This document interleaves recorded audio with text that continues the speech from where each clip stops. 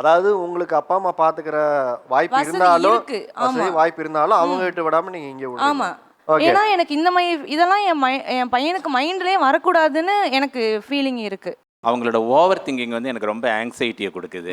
நீங்கள் வந்து யாரோ ஒரு டே கேரில் விடுறத விட உங்கள் பேரண்ட்ஸ் கிட்டேயே என் குழந்தைகிட்ட இதெல்லாம் பேசாதன்னு சொன்னீங்கன்னு வச்சுக்கோங்களேன், டெஃபினட்டாக அவங்க கேட்பாங்க. ஏன்னா எங்கள் குடும்பத்தில் நான் பாலிடிக்ஸ் பேசாதன்னு எங்கள் அம்மா கிட்ட சொல்லியிருக்கேன். நான் அம்மா கேட்டிருக்காங்க என் குழந்தைகிட்ட இல்லை ப்ளீஸ், நான் உங்களை பார்த்து பரிதாபப்பட்டு தான் பேசுகிறேன், ப்ளீஸ் ஓவர் திங்கிங்லேருந்து கொஞ்சம் வெளியில் வாங்க, ஐ ரெக்வஸ்ட் யூ. ஒன்று ஃபினான்ஷியல் ஃப்ரீடம் வந்து என் பையனுக்கு தெரியணும். அப்போ அம்மாவும் வேலைக்கு போகணும், அப்பாவும் வேலைக்கு அப்பா மட்டும்தான் வேலைக்கு போவார், அம்மா வீட்டில் தான் இருப்பாங்க, பசங்களை பார்த்துப்பாங்க, வீடை பார்த்துப்பாங்கங்கிற விஷயம் அவனுக்கு போய் சேரக்கூடாதுங்கிறதுக்காக இன்றைக்கி நான் டே கேர்லேயே விட்டுட்டு போகணும்னு சொன்னீங்க இல்லையா? இன்றைக்கி அந்த குழந்தைக்கு இது எப்படி தெரியும்? ஆக்சுவலாக இன்றைக்கி 1.5 வயசில் ஒன்றும் தெரியாது இல்லையா? இப்போ நான் என் கெரியர் பிரேக் எடுத்துட்டு நான் உன் கூடயே இருக்கேன், அதனால் இந்த 3 வருஷம் நான் பிரேக் எடுத்துட்டு திரும்ப என்னால் ஜாபுக்கு போகணுன்னா இப்போ இருக்கிற சூழ்நிலையில் ஏஐ அது இதுன்னு எதோ வந்துருச்சு. இப்போ என்னோட ஜாபை தக்க வச்சுக்கிறதே ரொம்ப கஷ்டமாக தான் இருக்குது, நான் ஐடியில் ஒர்க் பண்ணுறதுனால.